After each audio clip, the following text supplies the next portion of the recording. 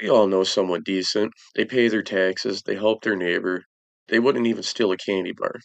But the minute you bring up politics, and suddenly they're defending corruption. They're excusing cruelty. They're ignoring facts that are staring them right in the face. So why is that? They haven't suddenly become evil. They've been hacked. Welcome back to Digital Deceptions. Today we are looking at the ultimate internal deception. The moment your brain decides that wearing the right team's jersey is more important than being a good person. To understand why we sell our morals for politics, we have to look at our outdated operating system. For over 99% of human history, survival relied on the tribe. If you were casted out, you died. Your brain evolved a deep, primal terror of being socially isolated. Today, we don't have survival tribes, but we do have political parties, and your brain can't tell the difference. It defends your political identity like your life depends on it. Psychologists call this identity protective cognition. It's a mental firewall. If a fact threatens your tribe's status, your brain blocks it before it can reach your moral center. You don't just disagree with the other side, you perceive them as an external threat. So, how does the brain bypass your conscience? It uses three specific cognitive hacks. Hack one is a moral decoupling. This is how we separate a politician's utility for their character. It's the internal monologue that says, sure, he's a liar, he's a cheat and probably a bully, but he votes for policies I like.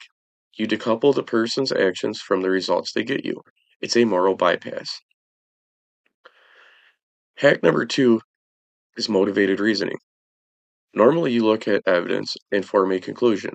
In politics, you start with a conclusion, my team is right, and work backwards to find any flimsy evidence to support it.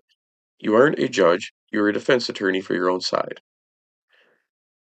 And the third hack, the most dangerous one, the lesser of two evils, trap. By convincing yourself the other side is literal, apocalyptic, evil, anything your side does becomes justified as self-defense. The terrifying thing about these hacks is that they are progressive. They get worse over time. We all think we have a red line, a point where we'd say, okay, that's too far even for my side. But when you surrounded by people who share your identity, the line moves. The unacceptable becomes normalized. The shocking becomes necessary tactics. When you prioritize political victory over basic morality, you stop asking, is this right? And you only ask one question: does this help my team win?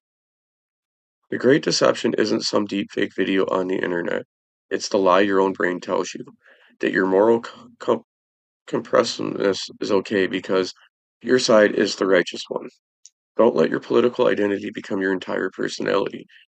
Your morals should stand on their own, no matter who is in charge. If you want to understand more about how your mind is tricked into the digital age, make sure you subscribe to Digital Deception.